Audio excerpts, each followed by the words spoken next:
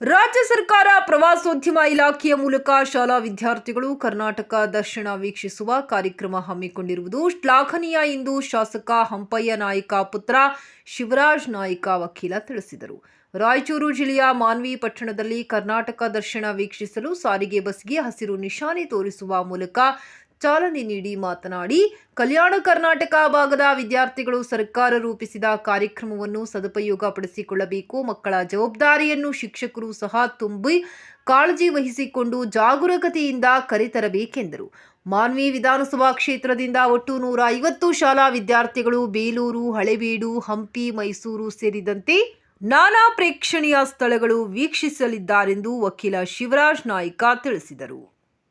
2024-25 ಕರ್ನಾಟಕ ದರ್ಶನ ಪ್ರವಾಸೋದ್ಯಮ ಇಲಾಖೆ ಮತ್ತು ತಾಲೂಕಾ ಶಿಕ್ಷಣಾಧಿಕಾರಿಗಳ ಕಾರ್ಯಾಲಯದಿಂದ ಇಂದು 150 ವಿದ್ಯಾರ್ಥಿಗಳು ಆಯ್ದ 8ನೇ ತರಗತಿ ವಿದ್ಯಾರ್ಥಿಗಳನ್ನು ಶೈಕ್ಷಣಿಕ ಪ್ರವಾಸಕ್ಕೆ ಕಳಿಸಿಕೊಡಲಾಯಿತು. ಈ ದಿನ ಜನಪ್ರಿಯ ಶಾಸಕರಾದ ಜಿ ಹಂಪಯ್ಯ ನಾಯ್ಕ ಸಾವ್ಕಾರ ಅವರು ಬರಬೇಕಾಯಿತು. ಬೇರೆ ಒಂದು ಕಾರ್ಯಕ್ರಮ ನಿಮಿತ್ತವಾಗಿ ಅದರ ಅಂಗವಾಗಿ ನಾವೇ ಚಾಲನೆ ಕೊಟ್ಟಿದ್ದೇವೆ. ಪ್ರತಿ ವರ್ಷದಂತೆ ಕೂಡ ಈ ವರ್ಷ ಕೂಡ ಅತ್ಯಂತ ಬಡ ವಿದ್ಯಾರ್ಥಿಗಳಿಗೆ SC/ST ಮಕ್ಕಳಿಗೆ ಅನುಕೂಲ ಅಂತೇಳಿ ಕರ್ನಾಟಕ ರಾಜ್ಯ ಸರ್ಕಾರ ಮಾನ್ಯ ಮುಖ್ಯಮಂತ್ರಿಗಳ ಆದೇಶದ ಪ್ರಕಾರ ಎಲ್ಲ ಸ್ಕೂಲ್ಗಳು ಕೂಡ ತಾಲೂಕಿನಲ್ಲಿ ಅಖಂಡ ಸಿರವಾರ ತಾಲೂಕು ಮತ್ತು ಮಾನ್ವಿ ತಾಲೂಕಿನ 150 ವಿದ್ಯಾರ್ಥಿಗಳು ಈ ದಿನ 3 ಬಸ್ಸುಗಳಲ್ಲಿ ಕೂಡ ಪ್ರಯಾಣ ಬೆಳೆಸಲಿದ್ದಾರೆ.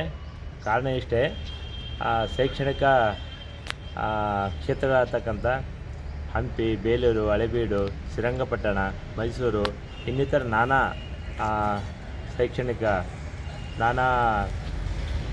ಶೈಕ್ಷಣಿಕ ಪ್ರವಾಸ ಸ್ಥಾನಗಳನ್ನು ವೀಕ್ಷಣೆ ಮಾಡಲು ನಮ್ಮ ವಿದ್ಯಾರ್ಥಿಗಳು ಈ ದಿನ ತಾಲೂಕಿನ ಕಡೆಯಿಂದ ಕಳುಹಿಸಿಕೊಡಲಾಯಿತು. ಎಲ್ಲ ವಿದ್ಯಾರ್ಥಿಗಳು ಕೂಡ ತಾವು ಪ್ರತ್ಯೇಕವಾಗಿ ಹಿಂದಿನ ಅನೇಕ ಶತಮಾನಗಳ ಹಿಂದೆ ಚಾಲಕರು, ಬಾದಾಮಿ ಚಾಲಕರು, ರಾಷ್ಟ್ರಕೂಟರು, ಮೈಸೂರು ಸಂಸ್ಥಾನರು ಅತ್ಯಂತ ಸಂಸ್ಕೃತ, ಕಲೆಯ, ಸಾಹಿತ್ಯ, ಸಂಗೀತ ದೇವಾಲಯಗಳನ್ನು ಕೂಡ ಪ್ರತ್ಯೇಕವಾಗಿ ವೀಕ್ಷಣೆ ಮಾಡಿ ಆಯಾ ಕಾಲದ ಅಲ್ಲಿನ ಆಡಳಿತ ಹೇಗಿತ್ತು, ದೇವಾಲಯಗಳ ರೂಪಗಳು ಹೇಗಿತ್ತು, ಅವರು ಸಿಂಬಲ್ಗಳು ಹೇಗಿದ್ದವು, ಅಲ್ಲಿನ ಆಡಳಿತ ಕೂಡ ರಾಜರು ಇಂದಿನ ಜನಸಾಮಾನ್ಯರಿಗೆ ಹೇಗೆ ಮಾಡುತ್ತಿದ್ದರು ಅಂತಂದೇಳಿ ಪ್ರತ್ಯಕ್ಷವಾಗಿ ನೋಡಿ ತಿಳ್ಕೊಂಡು ವಿದ್ಯಾಭ್ಯಾಸಕ್ಕೆ ಅನುಕೂಲ ಅಂತೇಳಿ ರಾಜ್ಯ ಸರ್ಕಾರವು ಈ ಪ್ರವಾಸವನ್ನು ಹಮ್ಮಿಕೊಂಡಿದ್ದ ಅಂಗವಾಗಿ ನಾವು ಕೂಡ ಈ ದಿನ ನಮ್ಮ ಶಾಸಕರ ಪರವಾಗಿ ಚಾಲನೆ ಕೊಟ್ಟು ವಿದ್ಯಾರ್ಥಿಗಳು ಮತ್ತು ವಿದ್ಯಾರ್ಥಿನಿಯರು ಅದರಲ್ಲೂ ಮುಖ್ಯವಾಗಿ ಮತ್ತು ಅವರು ಹಿಂದಿರ್ತಕ್ಕಂಥ ಎಲ್ಲ ಶಿಕ್ಷಕರು ಕೂಡ ಸಿಬ್ಬಂದಿ ಕೂಡ ತೆರಳಲಿದ್ದಾರೆ ಅಂಥೇಳಿ ಈ ಸಂದರ್ಭ ಹೇಳುತ್ತೇನೆ. ಅಪಾಯಕರ ಇರ್ತಕ್ಕಂಥ ನೀರಿನಲ್ಲಿ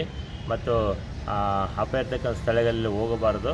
ನೀವು ಕೂಡ ಒಳ್ಳೆಯ ದೇವಾಲಯಗಳನ್ನು ಭೇಟಿ ಕೊಟ್ಟು ನೀವು ವಿದ್ಯಾಭ್ಯಾಸಕ್ಕೆ ಅನುಕೂಲ ಅಂತ ಹೇಳ್ತಾ ಈ ಸಂದರ್ಭದಲ್ಲಿ ಹೇಳಲು ಇಚ್ಛೆಪಡುತ್ತೇನೆ.